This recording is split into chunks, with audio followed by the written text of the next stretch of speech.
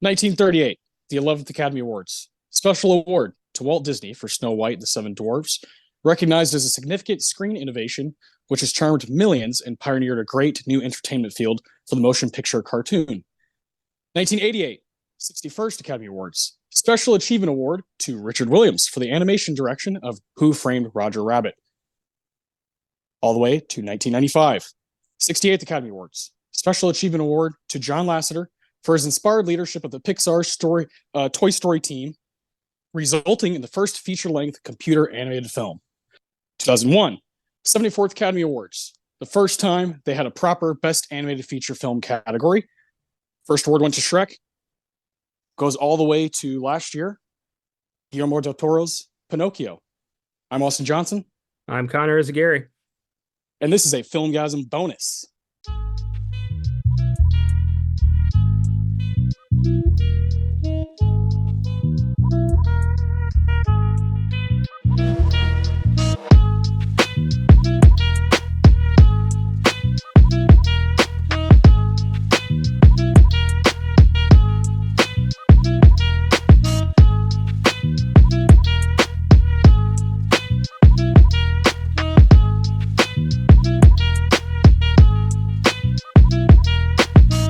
Welcome to the second episode of our bonus Oscar run.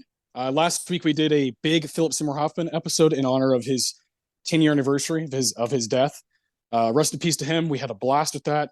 This week it's all about animated films. We've had 22 winners in this category, Best Animated Feature Film. So I know you were really close to seeing all of these, so I was like, hey, I gave you an extra push.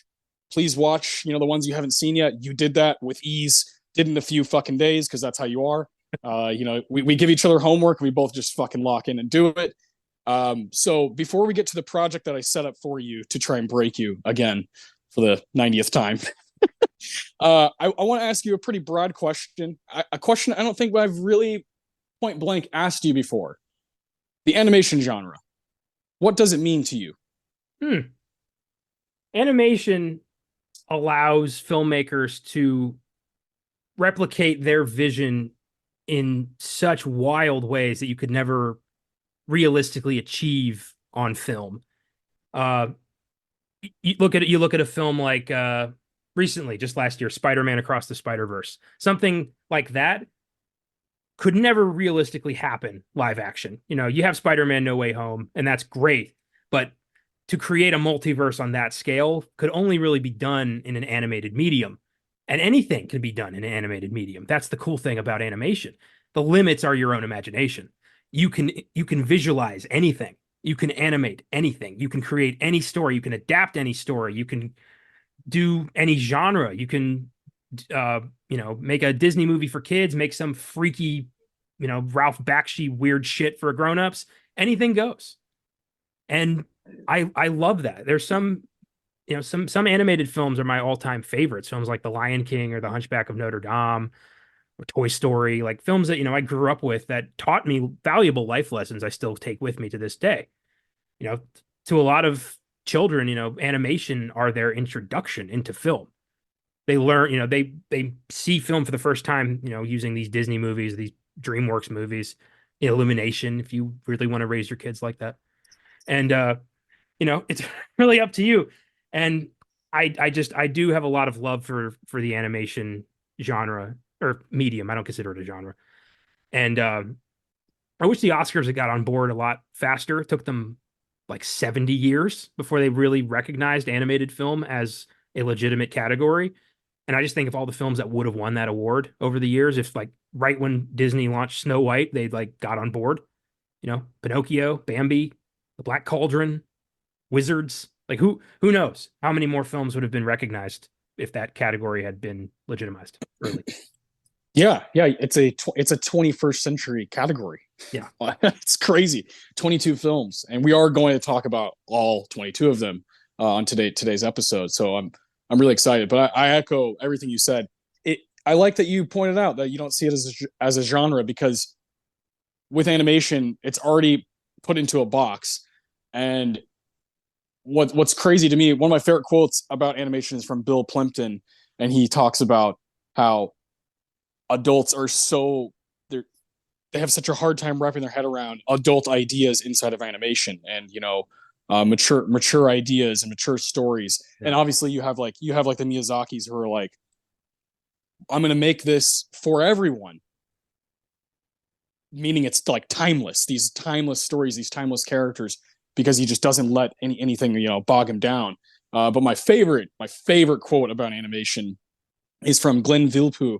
In the 1930s, he saw a very like he's a very advanced mind and is definitely a pioneer.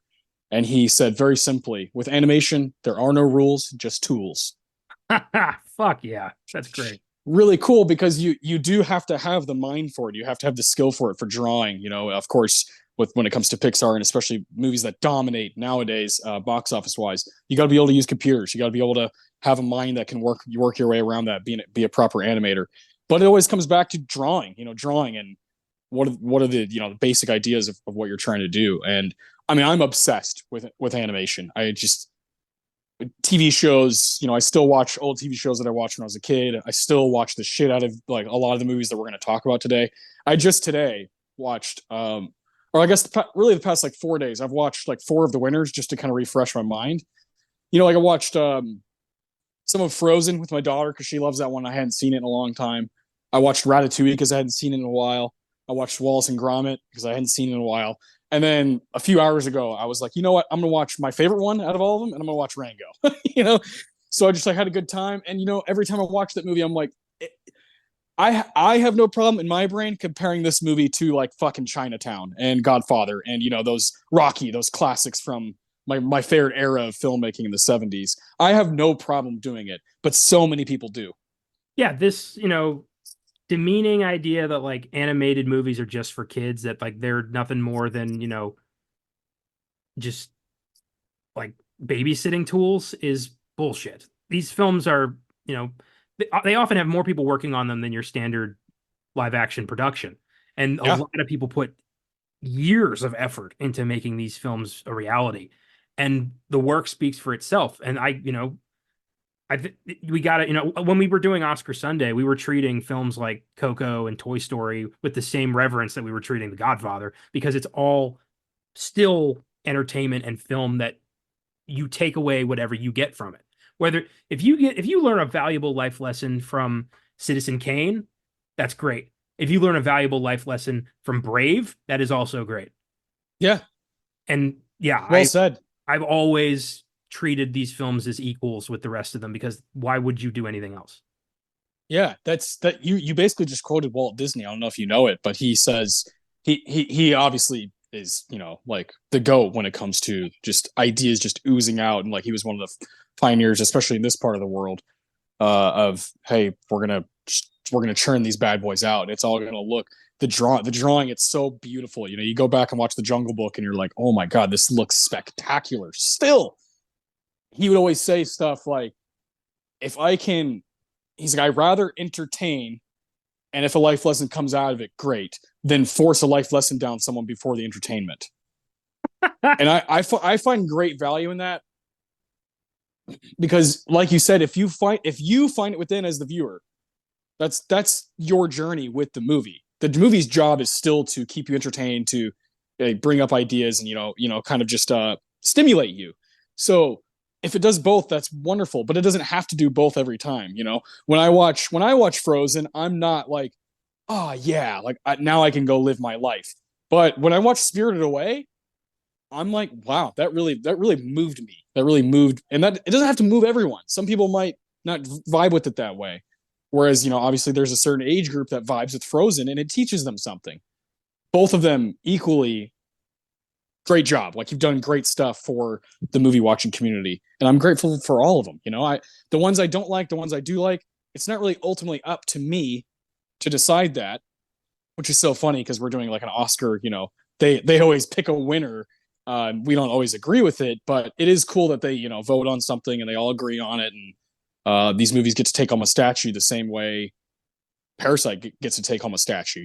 So while I wish the animated category didn't exist, because I do think animated movies should compete with everybody, and they very rarely do. They very rarely jump into screenplay or best picture. Like Beauty and the Beast and Toy Story and The Incredibles with the best screenplay.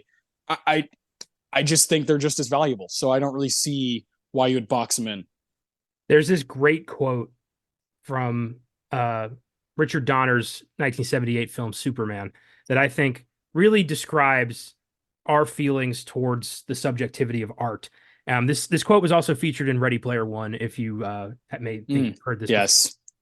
Some people can read War and Peace and come away thinking it's a simple adventure story.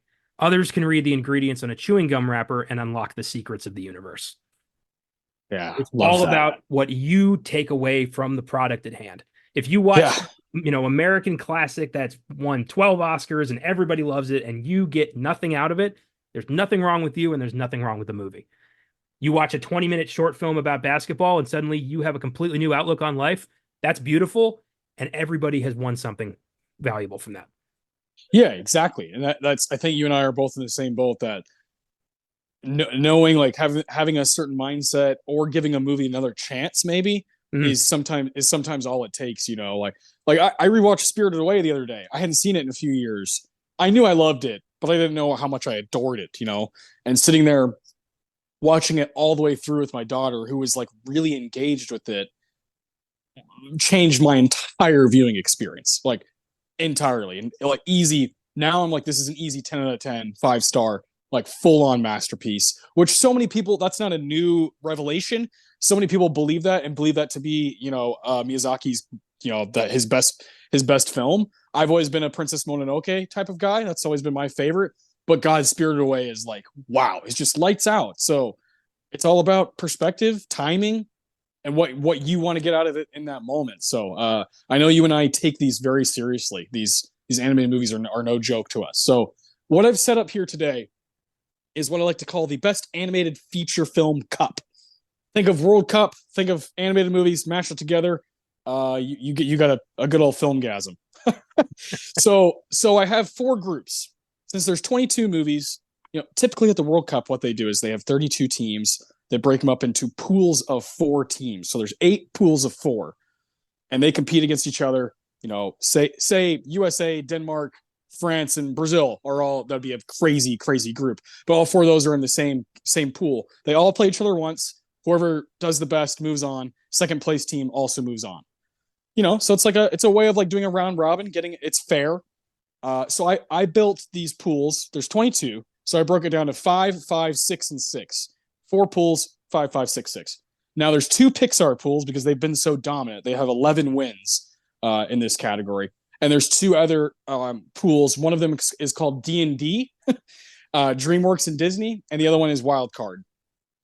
So I want to go through these pools, and it's all up to you, man. I'll chime in where I want to, just like this ain't our first rodeo.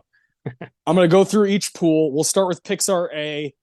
We'll probably switch it up to maybe Wild Card, go back to Pixar, then go to the DreamWorks Disney category.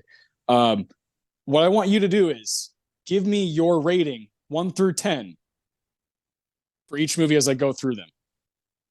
And this doesn't have to be this kind of off the dome, like what do you feel about it? I know you know a lot of these movies very well, and you have a pretty concrete relationship with them. Some of the ones you've seen more recently, maybe it'll be kind of different, but I want you to go with your heart, just like we always do. So I want to start with the Pixar A group. This would be the 2000s Pixar winners for this category. Their first winner ever is Finding Nemo, 2003. The Incredibles 2004, Ratatouille 2007, WALL-E 2008, and Up 2009. Pretty banging group. So let's start chronologically. Finding Nemo. What is your rating, Connor, for this film? Finding Nemo is easily a 9 out of 10. That is such a beautiful film about fatherhood and learning how to be a parent. I'm sure you can attest to that. I remember early on when Willow was first born, you were talking about Finding Nemo a lot. Yeah, Marlon is like one of my top 5 to 10 movie dads ever. Yeah. Yeah, his son goes missing, so he does everything he can to find him. And just, Thomas Newman's beautiful score, the incredible animation, the fluid motions of the fish. It looks amazing. It feels amazing. It makes me cry. It's a beautiful movie. Yeah, I fucking love this movie. It's really cool that it's the first Pixar film to win. Where as I said at the top of the show, they did give a honorary, a special achievement award to Toy Story, and you said, imagine if they would have had this category for Toy Story, Toy Story 2, A Bug's Life, like, come on, what are we doing here? They would have all won. Here's the question: in '99, does Toy Story 2 defeat Tarzan? Ooh, they already loved Tarzan because of Phil Collins, so you might be right there. Tarzan might take down Toy Story 2, but 1998, from the top of my head, nothing jumps out beating A Bug's Life. Prince of Egypt has a chance, possibly, but Yeah, that was up for, I think, score or song or something. Yeah, song, yeah. yeah. That's a pretty good movie, Prince of Egypt. I still have not seen that. I mean, I grew up like going to church all the time, and so like but it's actually pretty damn good just as a film. It would be a fun project to kind of trace what best animated winner would look like from 37 to 2000. Like, Oh, dude. what would win every year and what would be nominated? Yeah, that's the whole thing. Is there are years in the past where there's not enough like juice, but you see that now. You see, like, what are we doing? Why are we nominating? Like, why do we feel like we have to have five when there's really only three? Why is the that are Boss worth Baby nominated for best animated film? Like, exactly, and yeah, I have so many questions. I know in 1993, like since it got a theatrical release, does Batman: Mask of the Phantasm get a nomination? I would think so. I would be giving shit out to all kinds of random movies. I mean, I would have so much fun with that. oh yeah, that sounds like a project me and you could definitely do just for fun. Yeah, easily. So Finding Nemo is a 9, solid 9. I think I'm in the same boat. I think I also give it a 9. The Incredibles, 2004. 10, 10, 10, 10, 10. Oh yeah, baby. I fucking adore The Incredibles. This was like the first time Pixar went really dark and gave us a really realistic, over the top, PG-13, almost, on the verge action movie with a truly evil, despicable villain. Syndrome has a hell of a body count in this movie. He's murdered so many superheroes. And I love the story of, like, superheroes, like people get tired of the collateral damage and just sue them out of existence. Like, that's such a great idea. The line, you didn't save my life, you ruined my death. I fucking love that. Yes. And yeah, it just, the way it unfolds, basically like if Superman had to stop being Superman and just like had a midlife crisis. It's fantastic. I was so let down by the sequel, and I really wanted that to be awesome. It's not anywhere near the caliber. Yeah. For a 14-year wait, that should have been so much better. But that first film is still lights out incredible and really fun. I think the 14-year wait is the problem when it comes to franchising Pixar movies. Obviously, Toy Story just jumped on that like so fast. There's that gap in between 2 and 3, but that it like went in its favor because of the like human part of Andy and the connection that we have with Andy, like that generation that watched Toy Story as a kid in 95, 99. You just get even more attached. So like it worked in their favor, but that first gap is short. 4 years is not a super long time for a sequel that takes that long to make. Yeah. So I feel like 18 years is just way too long to come out with something that is pretty mediocre when it comes to Pixar. Ratatouille, 2007. Ratatouille is also a 9. Oof, we got a good group here to start. Good lord. Yeah. Pixar, when they were just the ones to bet on at the Oscars, those were the good days. When Pixar, you could count on a Pixar movie to move you and to teach you something you didn't even know about yourself. That was the best. They haven't done that in a long time. They're not as, they don't sweep up as much as they used to. That's for sure. No, but Ratatouille, I did this last year. Colton and I did a mini series called Foodgasm, where we did a look into movies dealing, surrounded with food. And Ratatouille was one of the movies we did, and it had been a long time since I watched it, and I fell in love with that movie all over again. It's such a beautifully animated film, a great story, a great lesson. And, anybody who believes in themselves can find the talent to do something that they really love. That's a great lesson to take with you. And it's also funny as hell, and the food looks amazing. Yeah, dude. I watched the other night, and I was like, "Fuck!" I forgot like how much my appetite just got moved way up. Once you get an hour into this movie, you're like, "Oh, geez!" but it's not like I'm gonna go in my kitchen and make this kind of shit. That ain't happening. It looks so good. Yeah, I wish I had the skill to be like, well, I love that soup. I'm gonna make that soup. It's like, no, I'm not. Correct. Yeah. Yeah, it's good stuff, man. Yeah, Ratatouille's awesome. I think it's one of the, I think 2007 is one of the best years in American filmmaking history, and I think Ratatouille belongs in that conversation. So I'm with you. I'd give it an 8 or a 9 as well. It's high. Wall-E, 2008. Wall-E is an 8. I didn't like Wall-E the first time. Criterion Edition Wall-E. Criterion. I have a really nice 4K that I found that I'm pretty sure was mislabeled at Half Price Books. I got it for $3. I don't think I was supposed to get that for $3. Probably not. Yeah, so probably not. I've got a very nice Steelbook 4K of Wall-E. I like, but that's cool. Oh yeah, love that store. I didn't like Wall-E the first time I saw it because I think too young to really appreciate what it was trying to say. And then I watched it when we did our prep for our episode on In Bruges back in the day. Oh, okay. Because we were doing a screenplay focused. Yeah, nice. And I thought it was delightful. It's a beautiful. It reminded me of the like Charlie Chaplin films, like the silent era, when you could communicate so effectively with just gestures and the odd noise. And it's just a very touching love story about someone who cares enough about someone else to fight for them. It's very touching, and we're slowly becoming the like super fat immobile society that the movie made us look, and I can't wait. Yeah, this is definitely one you do have to be ready to watch, ready mentally, and be ready to handle one of their more deeper. I'd say one of Pixar's deepest films for sure. Yeah, and it is a great screenplay. It is, like you said, a great love story, and it's got some. It makes sense that it's the Criterion. Yeah, Criterion selected. Correct me if I'm wrong. Is that the only Disney movie in the Criterion Collection? I think so. Yeah, I think so. Damn. Yeah, big time stuff. Yeah, Disney really doesn't like other studios selling their shit. Oh no, they don't. Yeah, making their own cases and stuff. Yeah, I two people that I'm close to, both of them say that this is like so clearly this is their favorite Pixar movie, and I love that. I love that you can kind of tell a lot about a person from what their favorite Pixar is. Yeah. I'm like such a biased Toy Story fan that I will never back down from Toy Story. It's just there's nothing that comes close to it. In my from my mind, but that has to do with maybe the year I was born. So, yeah, Wall-E's great. Up 2009. Up is an 8.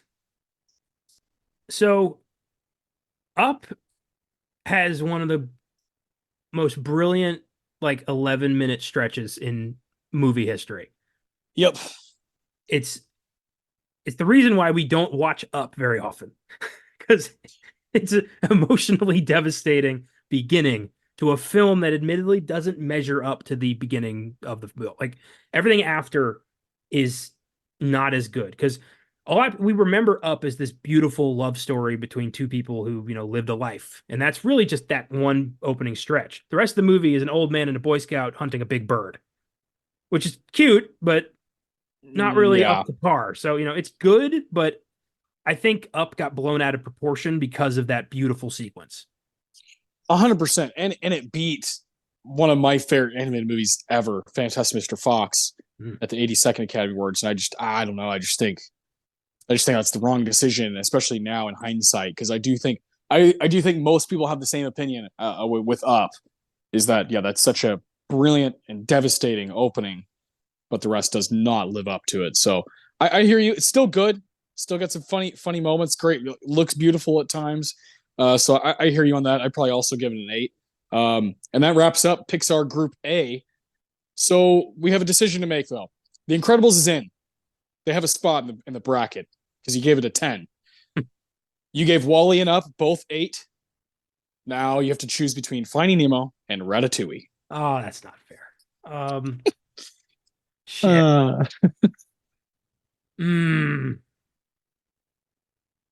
I guess I got to give it to Nemo. Man, I thought you could Ratatouille there. Oh man, Nemo just means more to me, to people I know. It carries with it a very important life lesson about being ready to be a parent. And I just appreciate that. And I appreciate everything. It's kind of, I don't know if Pixar would be where it is today if they didn't have Finding Nemo. Dude, it still looks so good. Yeah. 21 years old. That's insane. Finding Nemo can drink. Finding Nemo can go to a bar with you, and it certainly feels that way. Now when I watch it, I'm like, man, this movie still gets me, still understands me. It's still like I'm having a conversation with it. No. Still, and I still laugh a lot. And then there's some moments where it's like just pure waterworks. So after seeing it like 100 times, so I can't argue with you on that one. I probably would have gone the same route. Let's move away from Pixar for a bit and let's go to the wild card group. Okay. This is a fun one. The wild card group now obviously is kind of a miscellaneous group that doesn't fall into Pixar or Disney and DreamWorks. First up, we have Spirited Away, which is technically 2001, but competed against films from 2002 because its release date. It's a foreign film. It is in fact the only foreign film to win this award, and it is just a knockout. It's so good. It actually, to me, is in a like really, really strong category. I thought it competed against Ice Age, which I think is still really, really funny. Lilo and Stitch, which I absolutely love. Spirit is probably the weak link here, and then Treasure Planet, which I really love. So I think this is a great category. I definitely would vote for Spirited Away, but it's competing against real movies here. This is a real competitive group. I agree. Spirited Away is an 8. Okay. I am admittedly, Studio Ghibli is not it's not waters I've really tread that often. I've only seen 3. I've seen Spirited Away, Howl's Moving Castle, and The Boy and the Heron. Yeah, one day, man, just one day we're going to do an episode where you like have some actual time because dude, there's some that, I mean, yeah. I know. Yeah, we shouldn't even start. You are not alone in that. I have had so many, almost everybody I've ever considered close has been kind of shocked that I haven't really gone there yet. Well, when you love movies as much as you and I do, you're still gonna have blind spots. You're just going to. I have plenty, and for you, one of them is Studio Ghibli. So, and that's okay because we're gonna turn that into a non-blind spot soon. Sooner than later. My biggest issue is that like they haven't really connected to me that much. Like I don't really get it. Like they look amazing. The ones I've seen, they look beautiful, but the stories are fucking nonsensical. They're wild, yeah. And I just don't fucking like. It takes a lot to keep me invested for me to get on board. And I got there eventually with Spirited Away and Howl's Moving Castle. I did not get there with The Boy and the Heron. I left that disappointed. Yeah, I still haven't seen that. You're probably gonna love it. So ignore my advice completely on that movie. I've heard more kind of mid. Most of my friends say it's mid, like it's mid-level Studio G. Like they're like it's fine. It's not. Yeah. They're like don't expect Mononoke or Spirit Away or Howls or Kiki's. Yeah, that's not happening. Well, that's good. At least I'm not on an island there. But Spirited Away, it's a gorgeous movie. I know it has some kind of it's got something to do with like death and the next life and all that jazz. I don't know why their parents turned into pigs. Great scene though, because it's fucking weird. It is weird. It's very weird. It's freaky. Like Willow's always like, oh, like good lord, they're freaky looking pigs. Yeah. But yeah, like the food looks amazing. I know Ghibli is always known for like the way they animate food. It always looks just more delicious than it probably is. Yeah. But I liked it as a movie. I don't really see it as this like groundbreaking cultural phenomenon, and I'm glad to people who were able to take something from that. To me, I didn't really take a lot away from that one. I'm not. I love it, but I totally understand. It is off the wall, wild. Now, what was really cool, that like an experience that I don't think we'll ever be able to capture again, or I'll have with anybody else, is when we went to the Academy Museum and they had that Miyazaki exhibit. That was just breathtaking. Like that was they didn't even allow you to take your phone out and take pictures. It was so like just experience this, and it felt like Miyazaki was in the room. It was weird. It was like, wow. I mean, the amount of creativity on that floor alone And I went back a year later, and it was a completely different exhibit for a completely different. It was equally as badass because it was all black cinema, black film. The history of um, African Americans in film history. So that was equally as fucking like exciting and cool. But you and I had that Miyazaki experience, and I'll never have that again. It was beautiful. It was like he is an incredible artist, and the the creativity he exudes just to come up with shit like this Yeah. is mind-boggling. I could never Oh, come anywhere close to dude. coming up with something that crazy and making it work not only as a successful movie, but as something that people have latched onto as something incredibly meaningful to their lives. Yeah, dude. People, because like I'm a fan. I'm a fan of Studio Ghibli, but people who are like really into it, they consider it like the holy grail. Like they're like, don't touch these. These are ours. And it's like a cult. It's pretty cool. I mean, I'm not quite on that level. Like I've seen a ton of them, but I am not quite that obsessed with that many of them. But I do always leave like, wow, that was just look at the fucking trees, the mountains, the clouds, everything's drawn. They have Miyazaki is like he refuses to do CGI. He's like, I'm going to draw. Like I'm going to draw everything, and I love that. I think it still looks so fresh even now. For 40 years he's been doing that. So, good shit. Next one, I don't really have much to say about it. I don't think you do either. Happy Feet from 2006. Yeah, this is like a 5. Yeah, 4 or 5. It beat Monster House and Cars. Come on, what are we doing? Both of those are way better. Monster House should have taken it that year. I think so. But people went fucking ballistic over Penguins for like 2 years. I don't know what happened. Like I do not understand that. Like March of the Penguins, Happy Feet, Surfs Up, the Madagascar Penguins, all that shit happened in like a 2 year span, and then it just stopped. It was the weirdest cultural phenomenon of my lifetime thus far. Yeah, don't forget Club Penguin, Oh, the that the fucking video yeah. the video game that I never got into. I didn't get it. I was like, why are all my friends playing Club Penguin? I don't. The Penguins are cute. They're great, but like, yeah, why was it like 06, 07, 08?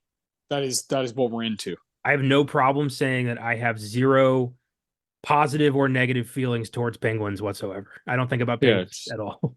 just neutral. Very neutral. I am the only Penguin I support is Oswald Cobblepot. The rest of them I don't care. Of course, yes, yeah, of course, yeah. Our guy Danny DeVito he's our Penguin. Yeah. Happy Feet is pretty lame. It's boring. I don't like the Moulin Rougification of popular music turned into like, I don't like that kind of movie. No. And the Rock of Ages shit and all that, like just people people who can't really sing that well singing popular music is not fun. All the characters look alike. I think they could have tried a little harder to make the characters stand out a little different. I get that, penguins look like penguins, but when you're animating a movie, you have freedom to, make them look like individuals.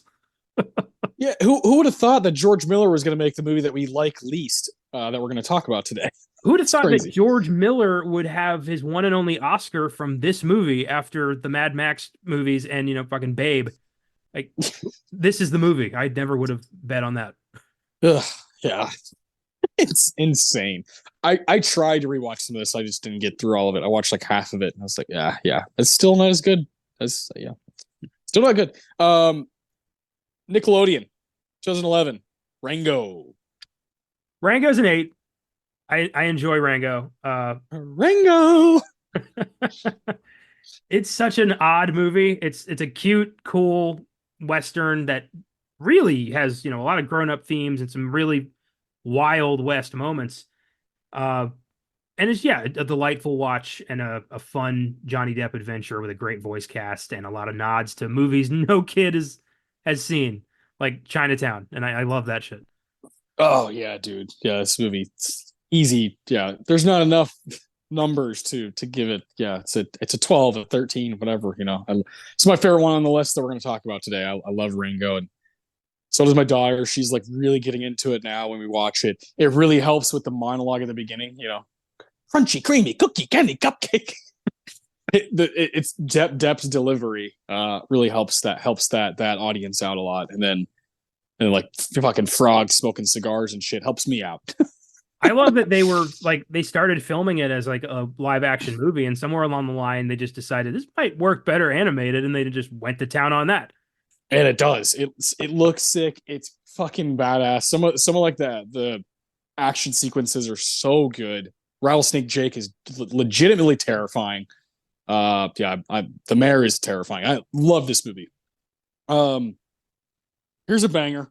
I have a feeling this one's gonna do some damage here. 2018, Sony, Spider-Man. Spider-Man Into the Spider-Verse. Yeah, this is a 9. This movie when the trailer came out, I remember thinking like this is gonna suck. This is Sony capitalizing on the only thing they can do with Spider-Man, and they're not gonna put any effort into it, and it's gonna come and go. But then I saw it and I was like, this is fucking lights out. This is exciting. This is fun. This is neat.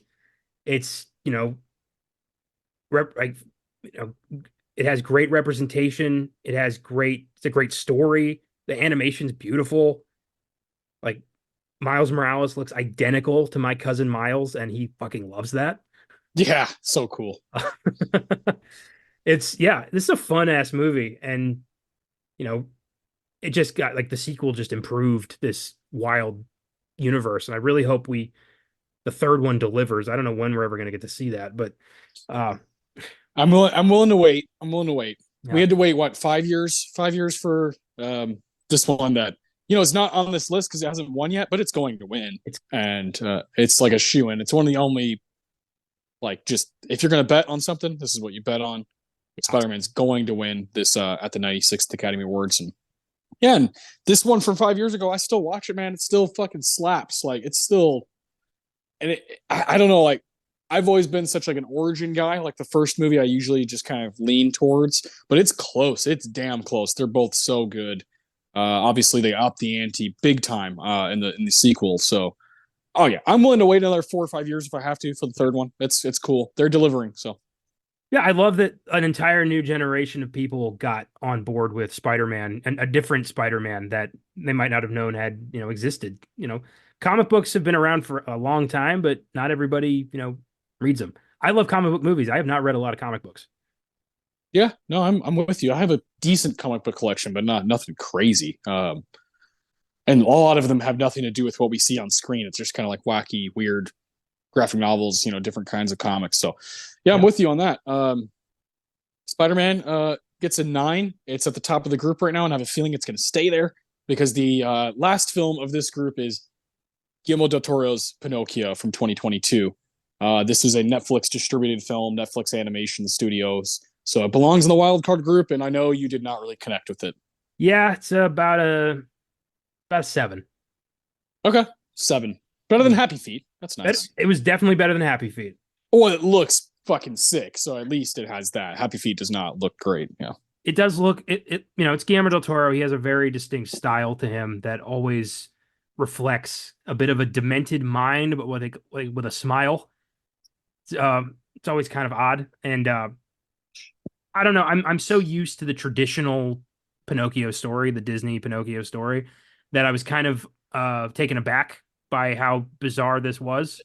I don't really know what I expected. I mean, it's Del Toro doing Pinocchio. I probably should have seen this coming. I found Pinocchio himself to be an insufferable little shit who just made things worse. And I thought Geppetto was an asshole. And I didn't think it had much of a story. And yeah, I was kind of like checked out for most of it. Yeah, I can't blame you, man. I do know you also wish that Puss in Boots would have won. Yeah, I was very much pulling for The Last Wish. I thought that was the animated film of the year, and I still think that.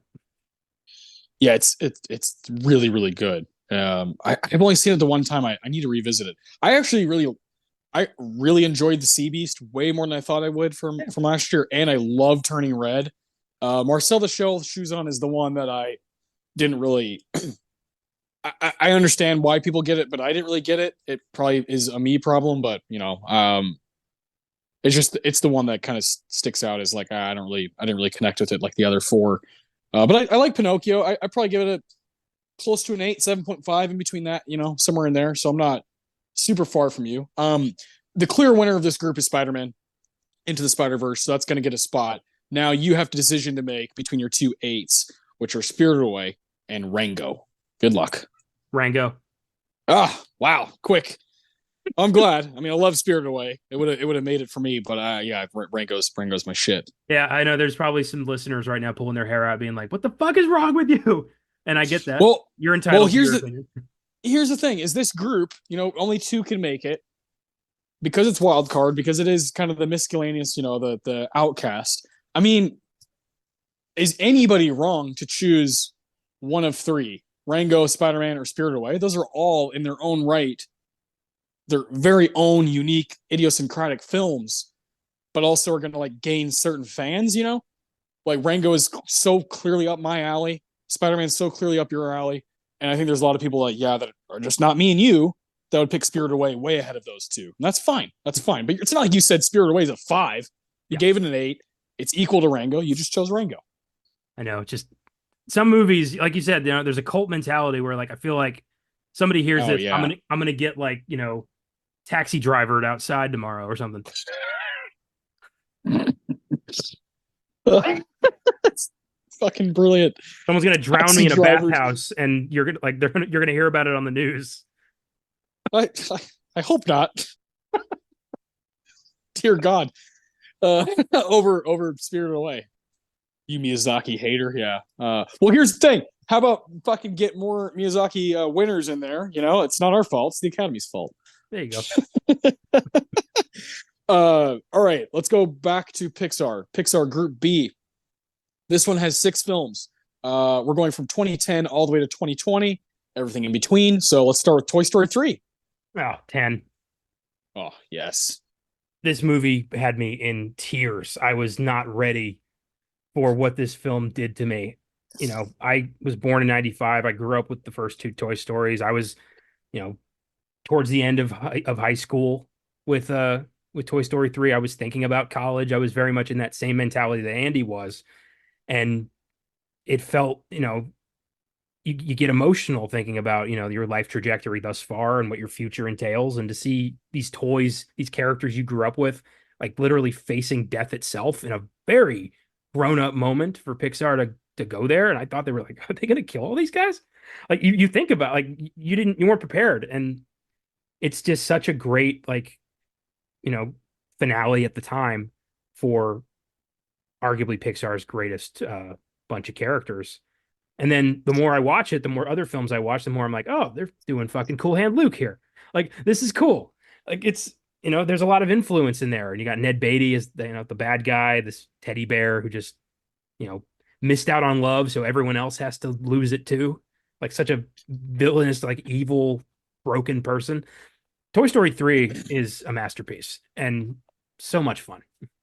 Yeah, it fucking rocks. Who would have thought that Ned Beatty's like his last run will be 2 villains back to back in Toy Story 3 and Rango. 2 nasty motherfuckers that kind of come across the same. They're like, oh, I'm just, good old the mayor of the town, and then just fucking vengeance. Yeah, Lotso's great. Toy Story 3 rules. I remember same. I remember seeing in theaters and just like being overcome with emotion.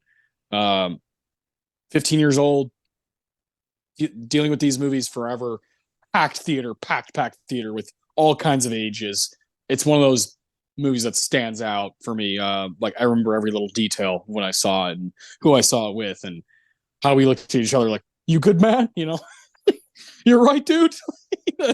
You're 15. You're like, you're supposed to be like the most like annoying version of yourself, but you're being broken down by Woody and Buzz. Like, yes. That little bit at the end when Woody or Andy gives all the toys to Bonnie, and Bonnie like lifts up Woody's hand to wave goodbye to Andy, and his like heart skips a beat. Buddy, I can't watch it without falling apart. Yeah, it's so goddamn touching. Yeah, it's excellent. So I'm not surprised there that it's a full on 10 for you there. This next one, I have a feeling is gonna be a little different. Brave, 2012. Ooh, yeah, 6. 6. Okay. I did not care. For I'm not. Brave. Yeah, I'm not a huge fan either. Nah, it's all right. Brave brought nothing new to the table. It was your standard Disney princess story, very generic, very predictable. well animated. I like the soundtrack, but overall, it was just like I know Pixar can do better than this. Yeah. Yeah. My favorite scenes are with the witch.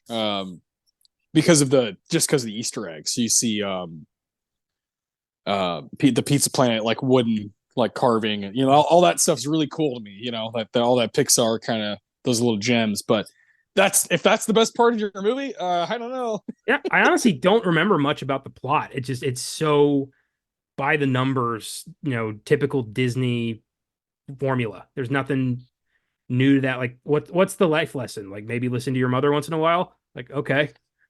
Yeah. And maybe not. Oh yeah, I don't know. The next one has plenty of life lessons. 2015's Inside Out. Ooh. Yeah, that's a 10 at this point. Oh man, that's great to hear. Yeah. I adore this movie. Yeah. The last time I watched that was when you, me, and Adam did the episode for 2010's countdown last year. Yeah, I And think this was his number 9, or yeah, it was in his yeah. list. Yeah. Oh, Jesus. Yeah. And it was so I hadn't seen it since I saw it at the movies at the time. So it had been a long time, 8 years. Oof. And I was just like the second the emotions exploded on the screen and like the visual of like what joy feels like and what sadness feels like, I was like, holy shit, you're in immediately. And then Oh yeah. it becomes such a brilliant depiction of mental health. And then you get to the whole Bing Bong thing, and it just how does that movie not emotionally devastate everybody who watches it? Yeah. It's amazing. It's one of Pixar's greatest achievements, that movie. I agree. Yeah, this is my favorite of this particular group, this Pixar B. It's yeah. It's probably my second favorite Pixar movie ever behind Toy Story. Yeah, I love it to death. I'm really, really nervous about the sequel. We'll see. We'll see. Well, outside of Toy Story, really, like all of Pixar's sequels have pretty much diluted the message. Yeah. Yeah. Like Cars, it didn't hurt that bad because I didn't like love Cars. Even when I was 11, I like should have been in love with Cars at in 2006 when that came out. I just wasn't. I didn't really connect with it like that. Now when I watch it, I think it's decent. I think it's a decent film. But the sequels to me are like, I don't think they're very good. So I hear you on that. I'm nervous, but it's funny. I'm talking about like my anxiety about Inside Out too, and guess what? Here we go. Now you've already set the stage here. You've already got a 10 Toy Story 3, a 10 in Inside Out, and I know you're about to have a 10 here in Coco 2017. You would be correct. So let's go ahead and get Toy Story 4 and Soul out of the way. I know you don't like those quite as much as those other ones. All right. Yeah. I've said so much about Coco over the years. I've done, that moment when we did that sneak preview episode with Brianna where we had on Luca, yeah. a moment of like, you love Coco, I love Coco. And it was like, it's your number 2, it's my number 2. Yeah, that was great. And then doing a full episode on it I think I did that with Jeremy. Me and you did it. That's and then right. You and Jeremy did. We've brought it up a lot because it really is. It's a masterpiece. Coco has come up a lot. Yeah, that movie. I don't remember the last time I sobbed harder at a first time watch. It was like Coco and Clerks 3 eviscerated me. Well, and when you saw Coco, you were like 25, 24, 25. Yeah. It wasn't that long ago. This was new. It was something I'd missed in the theaters, and I watched it on Disney Plus and was sitting in my apartment looking like I just found out like I lost a family member. Like I was devastated. I was sobbing so hard. It was so beautiful and so touching and so meaningful. And yeah, there was no other score that would do. I was like, I gotta preach. I felt like I had to preach the good word. Like people need to know. And then of course, I was the last one on board. So who was I telling? So yeah, man. It's a banger. It has an argument to be. If someone says this is their best movie ever, I have no problem with that. It is. I've fluctuated. I've gone, Toy Story and Coco. It's a constant battle in my head over my favorite Pixar movie now. It's you, like you're looking back over your whole life as a child and as an adult, and then Coco's like, well, that's the one that broke me as an adult, first time watching it as an adult. So I get that. That's how I kind of am with Inside Out. It's kind of like, I mean, do I choose the one that's been with me forever, or I choose the one that like at age 20 in the theater just had me like, huh, like questioning my entire existence. So I get it. Remember me. Yeah. Oh, okay, moving on. We got to move on, or I'm gonna cry. Yeah, Coco's great. So Toy Story 4 and Soul. Those are the last two back to back, 2019 and 2020. They both won. Both solid, but I know you don't like these as much as those other ones. Toy Story 4 is actually that's a 9 for me. Okay. No, it's Uh, close. it's up there. I had no expectations for Toy Story 4. I was like, this is a cash grab. Pixar is only doing this to make another $1 billion. There's not going to be a lot of effort put into this, and I was dead wrong. I love that they finished off like, Toy Story 3 was the end of Andy's story. This was the end of Woody's story. Woody couldn't move on. He was Andy's toy, and there was nothing he could do about that. And I love watching Woody come to terms with his own identity and learning that his life matters too, and he can find his own happiness in outside of Andy. Like he can be his own toy. That was so goddamn Yeah. touching. Yeah, And no, it is very good. And you know what? It was to make $1 billion, but they tried. yeah, they And did. Yeah. they knew they were going to make a shit ton of money, but they gave it like a true go. Yeah. And yeah, I quite enjoyed it as well. They introduced new like funky characters like Forky, and did new stuff like the new generation. Like my daughter loves that one. She loves Toy Story 4 because it's it came out the year she was born, and she's been able to grow up with that one, and now she goes back and she's like, "Oh, I recognize these characters." It's great. They know what they're doing. They know what they're doing with these guys. You go from 95 to 99 to 2010 to 2019. You have just captured so many children's attention over that time period. So I get it, and I also like it a lot. I give it an 8.5 to 9 as well. Like I'm in the same kind of tier as you. But Soul, I think I like a little bit more than you do. Yeah, I think you're right. Soul's an 8. It's Yeah, a I'd give it a solid 9. I love Soul. Yeah. it's a beautiful movie. I think it's the most well animated film they've ever made. It looks incredible. I think it's a little too conceptual for It is. what they're going for. It's going to go over a lot of kids' heads, a lot of adults' heads, even. It doesn't add up. Yeah. It doesn't add up. I admittedly have only seen it the one time. I haven't really had any desire to go back to Soul. But I did like it. I just was kind of like, this is heavy shit. This is really heavy shit. Yeah, and see this came out like in the later months of 2020 when COVID was like people were taking it very seriously. I didn't really want to watch a movie about death from Pixar at that time. Yeah. Like that was not. Yeah. And it came out like on Disney Plus, like, whereas some of these will like take their time, then they'll come out on Disney Plus. But they were like, let's just throw Soul out there. I think, people need a bone. They need some to look forward to. Whereas earlier in the year, I think in February or March, when Onward came out, it had a proper theater run, and then it didn't do so well in the box office compared to other Pixar movies because of COVID. See, I responded so much more to Onward. Like to me, that was the better Pixar film that year. But I get it. Yeah, I love Soul. I remember you Onward like rocked you. So The fucking van like galloping towards Valhalla was fucking art. Yeah, sick. I think my favorite part of Soul is that it's another movie in the long line of great New York City movies. New York looks fucking sick in that movie. It's already such a cool city, but what they do with it, the jazz, like the way they combine jazz with the way the city moves, God, it's so cool. So yeah, I love that one. All that stuff was fantastic, but all the stuff with like the soul afterlife and like the jobs assigned, it got way too like complex. Like yeah, there was a simpler way to do this, I liked those characters because like they got great vocal talent for like that bit. Mm-hmm. My biggest bone to pick with the movie is why is he a cat for so long in the movie? Like here we have Jamie Foxx, like through and through legend, and we're gonna put him into like his voice into a cat's body. What are we doing? Like he looked great in the movie, like his full human body, and then he looked cool also in the Soul universe where he's like this little blue guy with his head, the same hat. And I'm like, why is he a cat? Why are we? That's my biggest like. Oh, like it's so kiddish. It feels like. Yeah, it is. Yeah, it's that. And again, we got to remind ourselves that the primary audience for these films is children. Yeah, But yeah, that doesn't mean you got to, treat them like idiots. yeah, yeah. I agree. Needless to say, you have three movies that have a 10. You have to pick two of them. Toy Story 3, Coco, and Inside Out. Good God. That's not fair. I think I know what you're cutting out just from prior conversations, but let's hear it. Let's hear you battle it out in your mind. Okay, Coco is safe.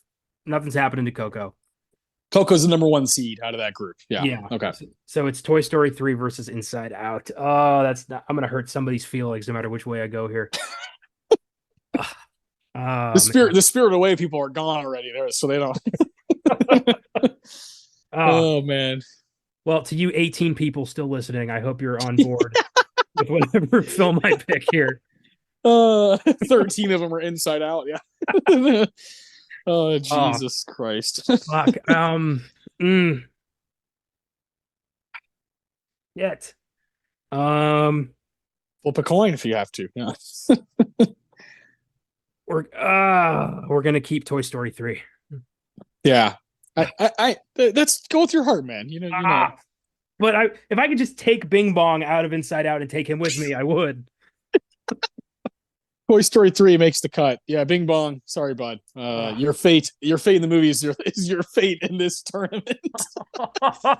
Damn. It's fucked up. I love Bing Bong. He's probably my favorite character in this whole thing. I think when we did the Hall of Fame, I was like, he's in. He's my first ballot over Woody, over Buzz. I don't give a fuck. It's Bing Bong. All right. So Inside Out's gone. Coco, Toy Story 3 make the cut. So that Pixar part of the pool stage is done. We have one more pool left. The DreamWorks and Disney pool. This goes nice and neat. We have two DreamWorks movies that won early on. Then we have four Disney movies that have won more recently. Shrek, 2001. Come on. I mean, come on. Yeah. Shrek is the perfect movie to kick off this award. I agree. It's a living, breathing fuck you to Disney that manifested into its own really pretty good franchise. And it's such a delightful, funny movie that is aged like wine and gets better every time you watch it. The older you get, the more you relate to Shrek. If you're me, anyway. Yeah. No, I hear you. And I love that each film tackles a different stage in somebody's life, falling in love, meeting the in-laws, having, fear of having children and a midlife crisis. Like, that's great, using fairy tale tropes to kind of relay very relatable fears in life to the audience. That's fantastic. And Shrek I think it's Mike Myers' greatest film. It's easily his finest performance, and I love it. Yeah, Shrek is great. Masterpiece. Really cool that I got to start off with that, beating Monsters Inc. and Jimmy Neutron for that first ever Best Animated Film. Really cool. Really cool. I'm happy it happened for that movie. Next up, also DreamWorks, 2005, Wallace and Gromit. Yeah, you know what? I really wanted to like this. I didn't. What? Oh, yeah. I feel like this is way up your alley. You'd think that you would, but I thought it was ridiculous. I thought it was goofy and dumb. Really, I wasn't invested. I gave it like a 6. I give it a 7, but I enjoy it. I think it's fucking wild. It's the most unique of all of these movies we've talked about. Like what the fuck was that? Do you know what hurt it constantly for me? It was the Wallace bunny going cheese every 5 minutes. You'll never believe this. Brianna is growing up was a huge Wallace and Gromit fan, outside of just the movies. It was like, wow, I had no idea until I was watching it. I was watching it because I hadn't seen it in forever for this episode. And she was like, oh, I love Wallace and Gromit. I was like, what? You like Wallace and Gromit? What the hell? And that year, it doesn't help its case that it beat Corpse Bride, which rules, and beat Howl's Moving Castle. Yikes. Couple of timeless bangers, and then this weird wacko film. Yeah, but Wallace and Gromit has a very established audience. There's British animation roots. The same company that made Chicken Run, which I adore. Oh yeah, Chicken Run's great, and it's got its moments, but overall, it's just it's it's too kiddie. Like I'm too old for this now. Like that I had that moment of like I'm the wrong audience for this because I'm not I'm too old. I'm too old for this. That's a hell of a Okay. moment in life when you're like you're watching an animated movie and you're like, nope, too old. Don't get it. Okay. I can't argue with that.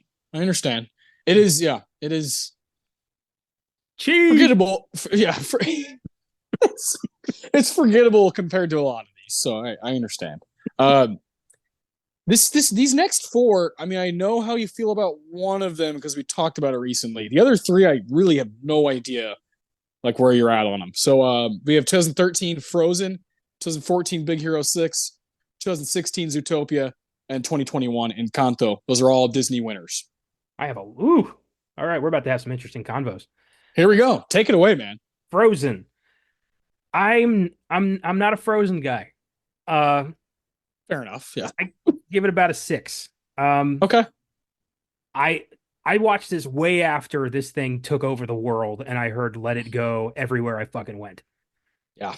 So I needed at that point I was like, all right, what's going on with this? Why is this the movie that's taken over the world? I need to find out what's up here. And I watched it, and it was cute, but I didn't understand where this like fervor came from. Like, what is so special about this movie in particular that everyone went apeshit over? And I still don't know. I didn't think it was that great. I thought it was, your standard, like your average Disney movie. Uh, so yeah, I don't really have a lot of thoughts towards Frozen, just that I didn't get it. Yeah. No, me neither. You know, obviously my daughter loves it because she's a fucking 4 year old girl. You know, There you go. but I do not. I'm like, it's cool to see her happy, but I'm not like, oh man, I love this. You know, whereas like Turning Red, I was like, oh, I get it. This is fucking good. Like I think that movie is so underrated. And I get why my daughter also loves it. So Frozen's just not one we connect on. So yeah, I'd probably give it a 5 or 6 as well. Turning Red's getting a theatrical release like this year. They're releasing a lot of Pixar movies that didn't get a run in theaters. We will go. Oh yeah, we love Turning Red in this house. That's great. That's our shit. um, okay, then there was Big Hero 6. Big Hero 6, 2014. Very under the radar movie here. Not a lot of people talk about this one. I wanted to like this so much. Fuck. You didn't like it? I didn't really. I three Damn, I yeah, love Big Hero 6. gave it three stars, so that's about a 7. Okay. Uh, All right. Well, that's not bad. I was yeah. Okay, that's not bad. I liked Baymax. I liked the healthcare robot. I enjoyed him. Everyone else I didn't connect with. I was like, I thought the voice cast was lazy. I didn't really connect to any characters. I thought the plot was pretty all over the place. And I just, yeah, didn't connect to this one. I wanted to. And then I found out that it really just screwed with the source material. The comic is like considerably different, a lot more grown up, more grounded in the Marvel universe. And they pretty much just like threw all that shit into a blender and did whatever they wanted. That sucks. I didn't know that. Yeah, it feels pretty disingenuous as on top of all the other shit I said. Damn, dude. Yeah, I had no idea. Yeah. So didn't like Big Hero 6. I wanted to. Believe me, I wanted to. I never go into a movie hoping to hate it. That never happens. Me neither. Me neither. I'm always trying my hardest to find something. Yeah, exactly. I try to look Okay. beyond the bad, if you will. Yeah, correct. Yes, reference to an old show there. Last two, Zootopia 2016. Really, I'm pretty sure you like that one. And Encanto 2021. I fucking adored Zootopia. Yes. Fuck yes. 9 out of 10. Wow, 9. That was your first go, right? Yeah. Yeah. Well, wow. I mean, Oh. when we worked at Draft House, I saw almost every scene of this movie out of order, so kind of my first time.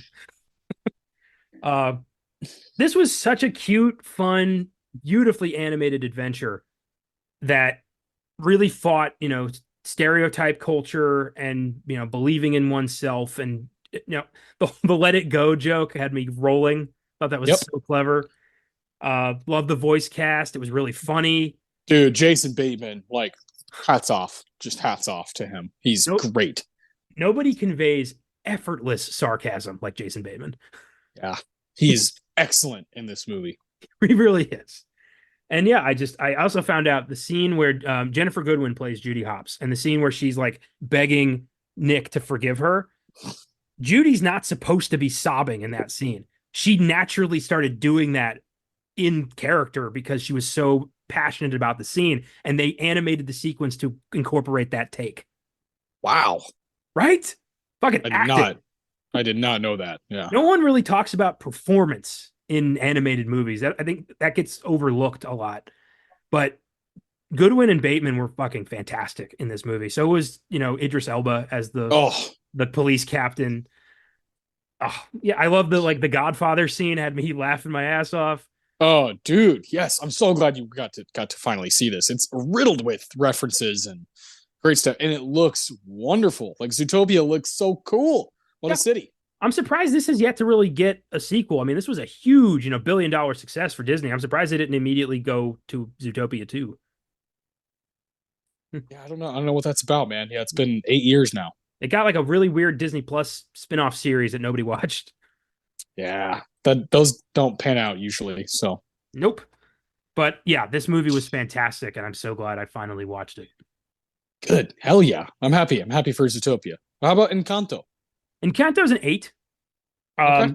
I really enjoy this. I took my cousin Scarlett to see this. We don't really, she's what, 12, I'm almost 30. We don't have a lot to talk about, so we don't really do much together. But at the time I was like, you want to go see Encanto? And she was like, sure. And we went and saw Encanto, and we both had a really fun time. And then the fucking Bruno song took over the world. And Dude, I hate that song. dude, it hurt my love for the movie. Yes, same, dude. Especially when they fucking did it at the Oscars. I was like, oh, this is atrocious. It wasn't even nominated. Like, nominated if you're gonna play it at the show. Like, why did? Oh my god. But the story, like, I thought it was a cute story about legacy and family and all that jazz. I was hoping for an explanation of why she was the only one who didn't get superpowers. But we don't always get what we want, as the Rolling Stones said. And it's a decent film. It's fun. I think it's kind of I don't know if it's really lasted. I don't remember the last time somebody really talked about Encanto.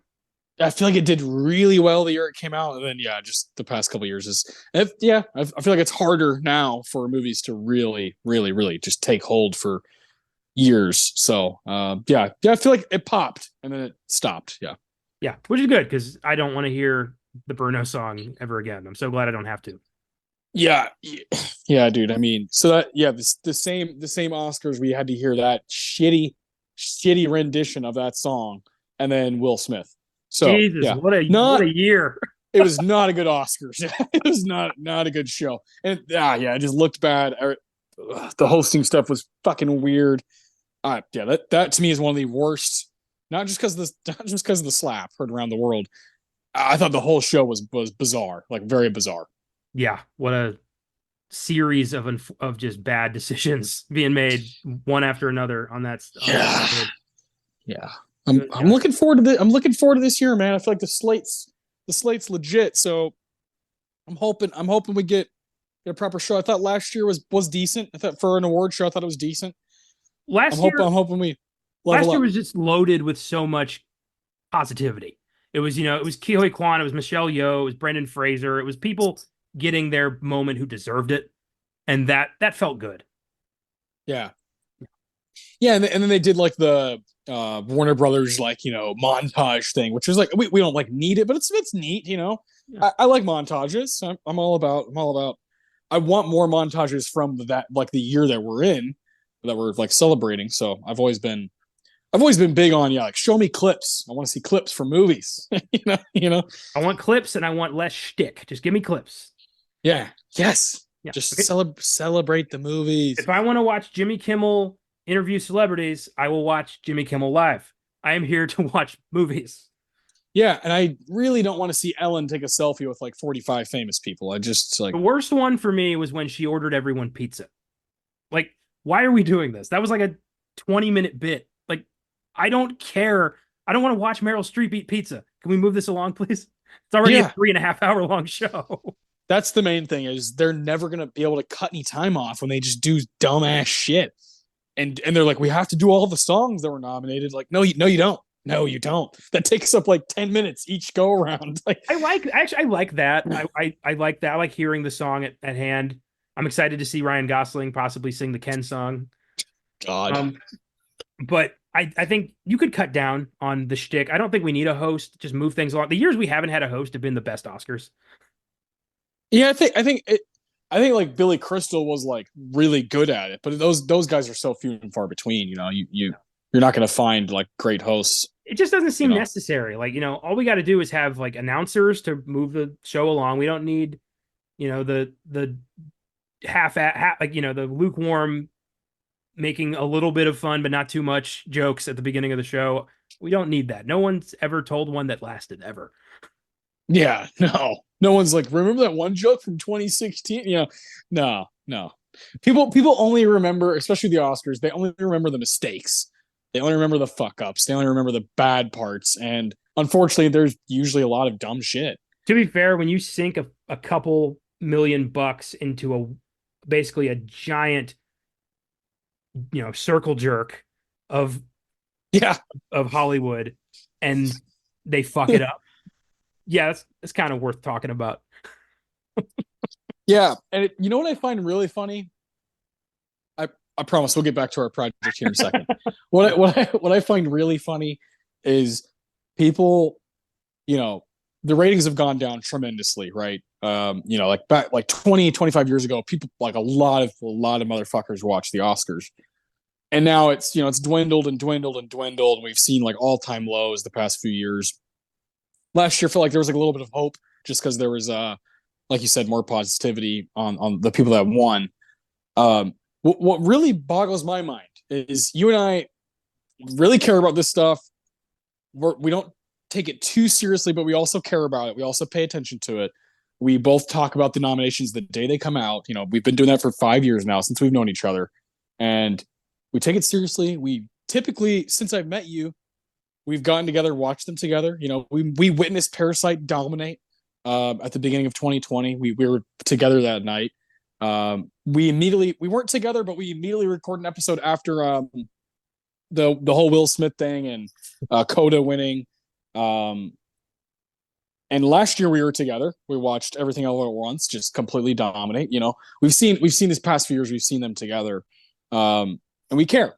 And whenever these nominations come out, it's like all of a sudden here comes all these people complaining and snub. Where have you what? You don't care. You know what I mean? Like, well, where's so and so? What are you talking about? You don't even care. Or like, oh, Oscar's gonna Oscar. Then go like, what? You haven't watched. You don't watch the actual show. Why do you care what's nominated? Yeah. Why do you give a shit at all? There's nothing wrong with just moving on with your life. Like it's cool. The Connor and I are two of the 100 people that give a shit. We're gonna keep caring. We know it's silly, but just who cares? Don't complain if one of your favorite movies wasn't nominated. Like people, the uproar about Barbie is like, I like Barbie. It's a great movie, but like half the people that are complaining about Greta Gerwig not being up for director and Margot Robbie not being up for actress, I'm like, you guys don't even care about the actual show, so why are you complaining now? What bothered me so much about the Barbie uproar is Gerwig's up for screenplay and producing, and Robbie's also up for producing, and the film got nominated like 8 times. So like it wasn't shut out. Stop acting like this is a mistake or a problem. It's and America Ferrera's there. Gosling's there. Like you said, it's up for 4 other categories. Like I'm like, dude. And then I always ask everyone, including myself, what are you taking out? Who are you taking out? If you haven't seen all of them, you don't have an opinion. Yeah. If you're like, oh, well, how did Greta Gerwig, like this French lady? It's like, have you seen Anatomy of a Fall? Because that's who beat her out. Let's be honest. Yeah. Very, very rarely are we going to have 2 women in the same category for director.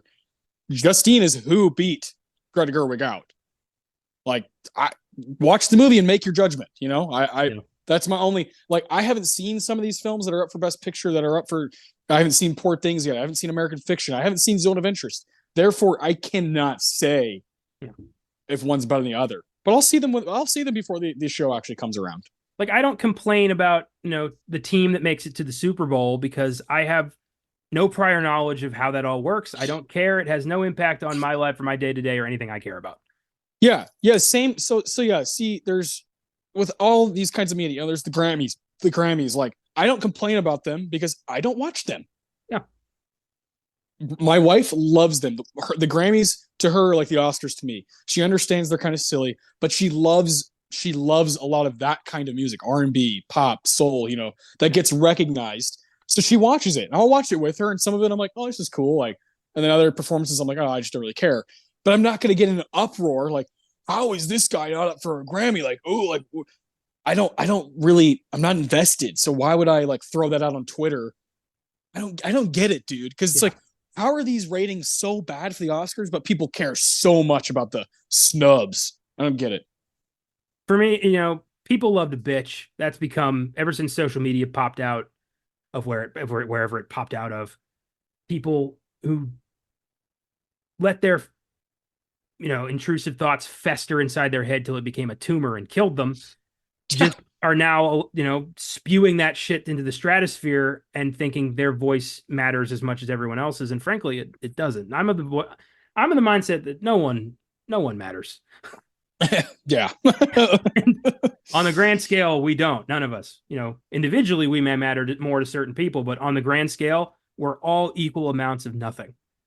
So once you accept that, life moves pretty smoothly. You can do great things. Yeah. You can. Yeah. There's nowhere to Yeah. go but up. But Exactly. Yeah. I think it really comes down to stay in your lane. If you have something to say something informed, contribute to the conversation or shut the fuck up. Yeah. Yeah. For real, dude. Like when people get an uproar over things they haven't seen, I'm like, I'm not going to hold your hand on this one. You're on your own, my friend. That's fucking wild to me to bitch about something you didn't even watch. Like, why? Yeah. Why do you? How do you have a dog in this race at all? Yeah. And it happens with everything. With sports, they always do at the end of the year, like, here's the all NBA team, and there's 15 guys that make a list of, all NBA first team, second, and third team, 5 spots on each. And people go bananas when someone's not on it. It's like, dude, are you watching all 82 games of this guy play? Like, are you his brother? I don't get it. I just don't. When people get an uproar over stuff that they don't really, really know about, it's whatever. Back to our program here. So this last group, this is pretty straightforward. The Disney DreamWorks, the D&D, Dungeons and Dragons pool here. You gave Shrek a 10, and you gave Zootopia a 9, whereas the others got Encanto 8, Big Hero 6, 7, Frozen, and Wallace and Gromit both a 6. So this is pretty cut and dry. Shrek takes the top spot there, whereas Zootopia takes the other one. So we have our knockout stages set up here. I'm a little surprised by some of these. I hadn't talked to you about Zootopia yet. You had texted me that you liked it. I didn't know you loved it like that. So I'm excited for Zootopia. Now, the way I set it up here is Pixar. The first group of Pixar, the first place winner is going to play the second place winner of the other Pixar group. So that first matchup would be The Incredibles versus Toy Story 3. This is a 10 versus a 10 in your book. Oh boy. Oh. Andy's last ride with the toys versus the first appearance of Mr. Incredible and fam. Oh boy. This is tough. This is tough. In terms of originality and creativity and just how far they were willing to go, I'm going to give it to The Incredibles. Hell yeah. 2004. Complete banger. This is, a little, for people who care, a little fun fact. This movie was up for 4 Oscars. Yeah. The Incredibles, including that screenplay nomination, which is like, wow, that I love when that happens with an animated movie, because to be honest with you, it's not enough. Yeah. Same with Picture. It's only happened 3 times, and it should have happened a lot Is more. it still just three? It's just Beauty and the Beast, Toy Story 3 and up? Is that it? That's still it. Like, how is Coco not in that 2017? To me, that year is Coco and Get Out. Like, those are the two best movies from 2017. I'd argue Coco deserved the win for Best Picture in 2017.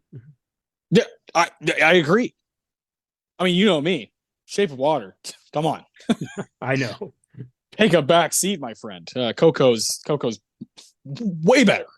I'm never like, oh man, let me fucking throw Shape of Water on. Here we go. Like, Yeah. But Coco is like, I mean, one of the most brilliant films of the decade. We've got Finding Nemo. We don't need Grinding Nemo.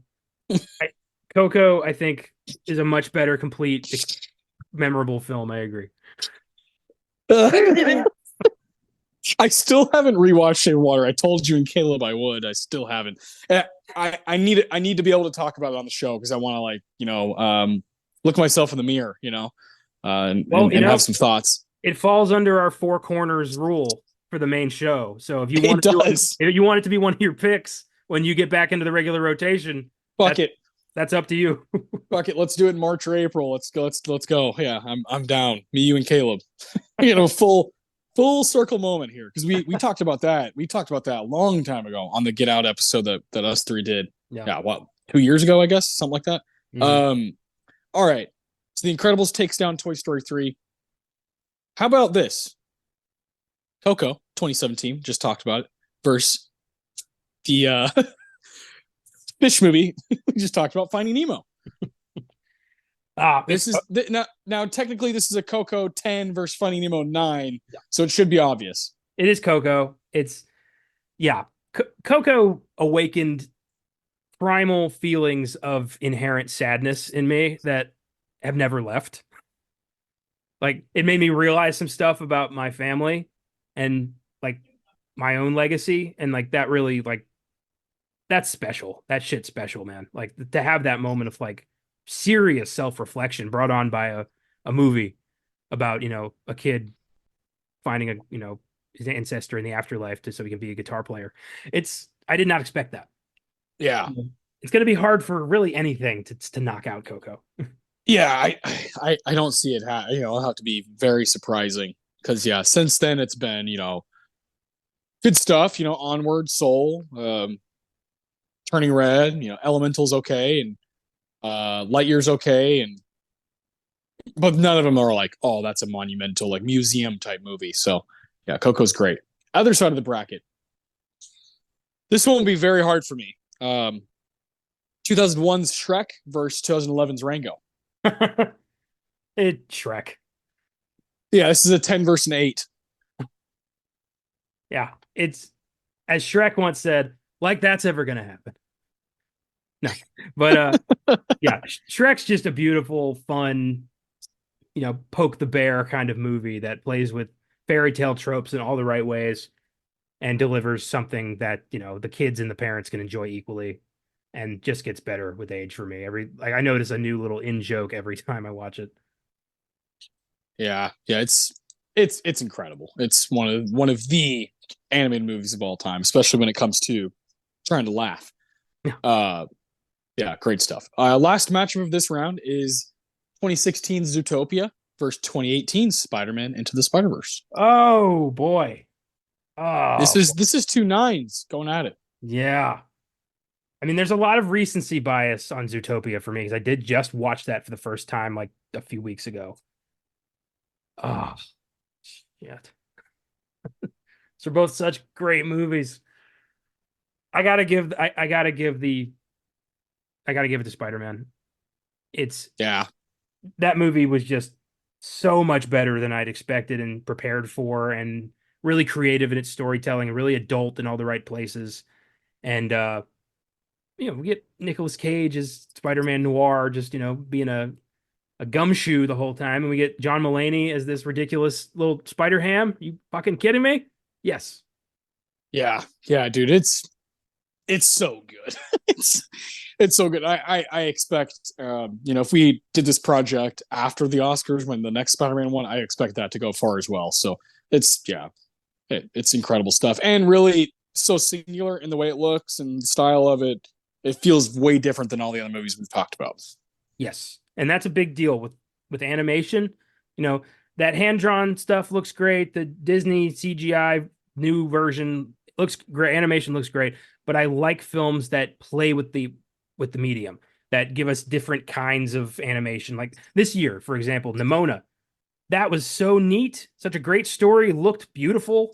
Yes. Very unique. Like in a perfect world, that has the possibility to snake the statue away from Spider-Man, but that won't happen. Dude, I fucking loved Nimona. Thought it was Yeah. like completely shocked me. So yeah, I'm with you on that. No. I still have I still have a couple to watch. I gotta I watch was a little go ahead. Robot Dreams. I think is the last one I got to do on that. That one I was a little let down. TMNT wasn't nominated, man. That deserved it. That movie, I don't even fucking care about the Ninja Turtles, and I love that movie. Yeah. I thought it was just great. Yeah. So a little bummed about that, but so be it. Shit Mm, happens. All right. So we have our final four here. These are 3 10s and 1 9 in this. So these are some bangers in your book. The Incredibles versus Coco.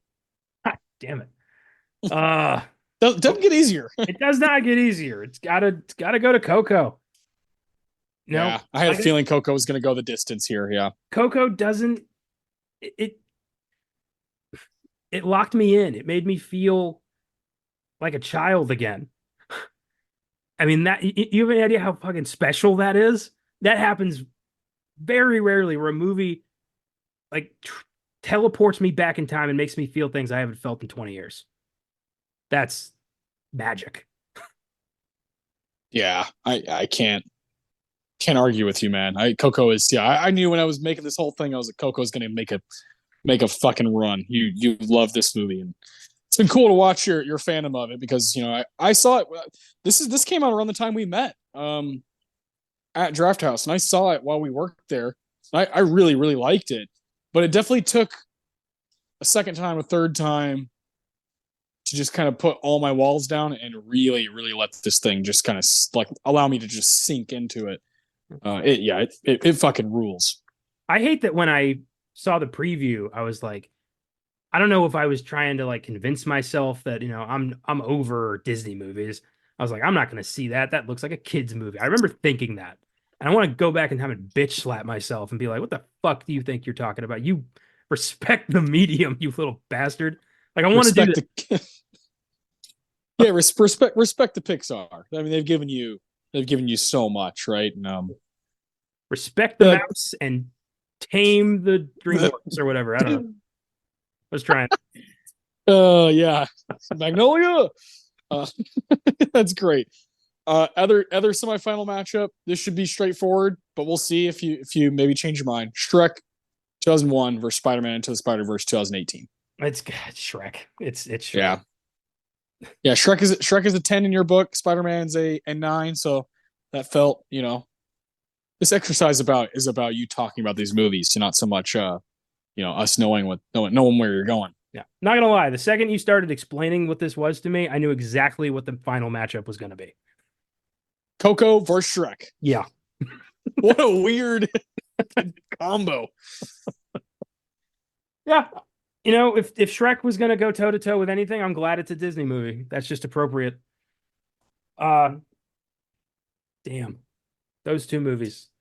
Now, who's the champion of the best animated feature film cup? A lot goes into this decision, personal preference, relatability to the film, quality of the film, uh like longevity of the film, what it means to the Academy, what it means to the medium. And with all that said, the winner is Shrek. Oh, Shrek, the funny man taking down the crying man. I guess I don't know. Pretty much, dude. There would be no best animated film category without Shrek. That film set the standard. It provided people with a different kind of fairy tale that let them, reflect a little bit more about what love really is. And I love that so much. It's funny as Yeah, hell. It's a childhood favorite. It's everything. And while Coco did, really break barriers for me personally. Shrek has been there longer and, taught me more. Yeah. Yeah, this is a movie we got to see in theaters at age 6 and has been there ever since. Still hilarious. I actually haven't seen it in a while, like all the way through. This may push me to go ahead and give it another go. So funny, great voice cast. Uh, some of the themes are hilarious. The way they're kind of going at Disney and Pixar, it's awesome. DreamWorks, on coming onto the scene, like, hey, we're here to stay. To make your bad guy identical to Michael Eisner and literally name him Fuckwad is, Yeah, I mean, that's not even, it's not subtle in the slightest. It's a giant neon middle finger to your former boss. That's entirely what yeah, this movie is. And I love that it's that, but also a beautiful love story at the same time. yeah, exactly. No, it's wonderful. It's great. I have no problem with it winning this. 2001, the first ever Best Animated Film takes the championship here. This was an absolute blast. I love talking about animated movies. I love especially talking about them with you. So this is a project that I knew you just fucking be able to fly through and nice and easy. Next week, do you remember what next week is? Because I'm like actually really excited for this. I think it's gonna be really challenging. We're gonna be doing a best song winners playlist, best original song winners playlist. So from I think it started like in the eighth Academy Awards. It's a long list. Let's see. I think it did. I think it started like in the 30s. Looks like the seventh.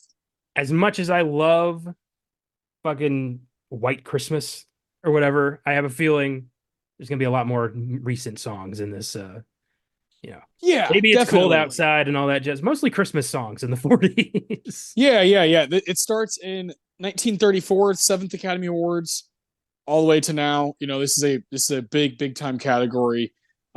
Typically, the nominees will perform their songs at the actual Oscars.